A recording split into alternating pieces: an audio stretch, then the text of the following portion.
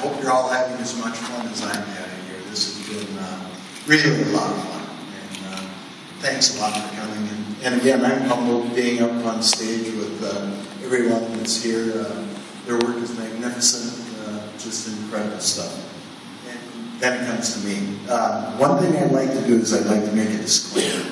I'm the gearhead, I'm the power tool guy for the magazine, and I live in the upper Midwest, and furniture, selling custom furniture up there is really a tough thing. And I found out many years ago that people wouldn't pay $1,500 for a nice dining room table, but they'd pay $6,000 for a nice front door. So I got into building a lot of odd things, a lot of millwork. This is a project that I did a number of years ago, back when I could challenge Steve Lotta for the best mustache in the magazine. And this piece is interesting because I built it sort of like a piece of furniture. If you look at the paneling and the doors, the grain runs continuously through the whole piece. What's really incredible is something like this is you have nothing square, you have nothing plumb, you have very little to measure from, and everything has to be functional. Windows have to fit, doors have to fit, they have to open and close. And it was just a fun project. Unfortunately, the car still is not finished. When I got the car, it was a project that had been in the works for 16 years, and obviously this picture was taken about a dozen years ago, and the car is still far from being done. Now, when Asa mentioned that he liked pictures of ugly furniture, I thought, who in their right mind would take pictures of their failures and their ugly stuff? And Steve mentioned, well, we don't realize it's ugly at the time. And this is a case in point. This was about 30 years ago that I built this piece, and I was proud enough of it to have it professionally photographed. And it was following a long period of building country kitchen reproductions because that paid the bills and kept food on the table. And this piece, I guess some of the design problems, first of all, the legs. They look like something that would come from a commercial furniture factory. We wanted something that looked a little bit country kitchen.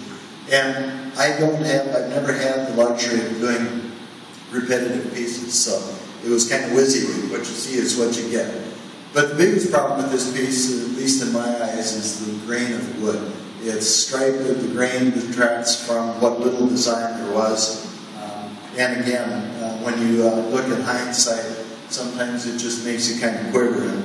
And people say that, Asa is saying that our pieces follow us throughout our lives. That's why I don't like taking pictures of really terrible things, because you can get rid of the piece, but then you have the photographs around there to keep reminding you just exactly how homely the piece was. Now this was a fun piece that I did. This was, what should we say, a head full of inspiration at 3 o'clock on a Sunday morning. Started this piece, and I'd been hunting pheasants just shortly before that. I happened to have a pheasant foot laying in my shop. Don't ask me about it, but that inspired this table, and it's really silly. It's a lot of fun, but honestly, I've made over a half a dozen of these, and for some reason, people in the upper Midwest really like having a giant chicken foot somewhere in their house. But one humorous little story about this: when I had this photograph, we just had a fresh snowfall. We had a couple feet of snow everywhere. I went over to the studio and I thought, sure, why not? So all I made in the studio, I made giant chicken prints all the way in. Probably nobody went into that studio for the rest of the day. They had absolutely no idea what might be lurking in there. But this is just the kind of thing where never be afraid to just do something that's silly, that's fun. You never know when you might find something that people really enjoy, and it's just a fun piece. The design is pretty bad. It has a reasonable replication of a chicken foot, but I prefer to call it a pheasant foot. And it does have an egg-shaped tabletop, so which came first, the pheasant or the egg.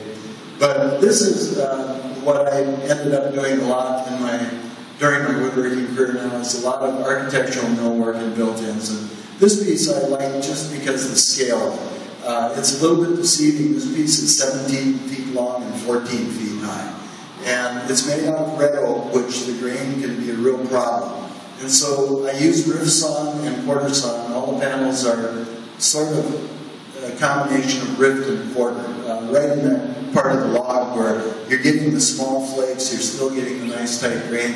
If that were done with just flat sawn red oak, it would be a mess. It would be just horrible because the grain would just run over the top of everything else. But proportioning it so that it looks right, that mantelpiece is actually 6 feet to the top of the mantelpiece. Those side cabinets are 53 inches tall. And actually on the left cupboard, if you take the upper shelf out, you can remove a panel, crawl inside, and there's a ladder that goes on the inside up to the top so that people could not only clean the top, but they could display items up on the top of it. So that was what I have done a lot in the last 20 years, is architectural millwork and built-ins.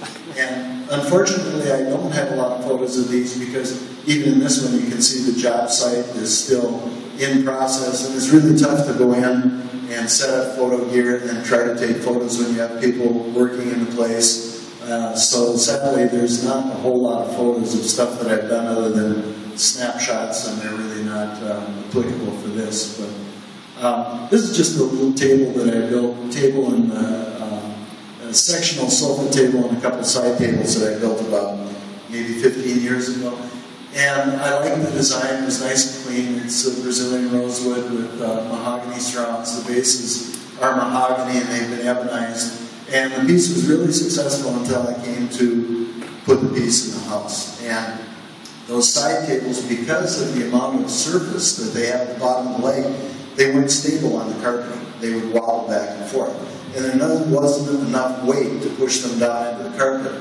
And so they were pretty much unusable. Well, you know, you run into all kinds of design problems. You think you have everything designed, it's all going to work, and then you run into something like that. Well, the way that problem was solved is I drilled holes up to the bottom of the leg. I took 16-penny nails, cut the heads off, ran them up into the legs, and glued them with about 2 inches of the nails sticking out of the bottom of the leg. And then we pushed them through the carpet and the padding into the floor, literally nailing those things into the floor so that they would stay stable. So you just never know what you're going to run into. And wow. With one-off pieces, you don't know until you get there. So, but it's been a lot of fun building things. I've done a whole variety of things over the years, and I'm just tremendously honored to be able to be part of Fine Woodworking magazine because these guys are the cream of the crop. We've got some incredible designers here and some incredible builders, and it's just an honor to be working with them, and I thank you guys for putting up with me and letting me be part of this. So thanks a lot for coming. Enjoy the rest of the show. I look forward to seeing you guys today.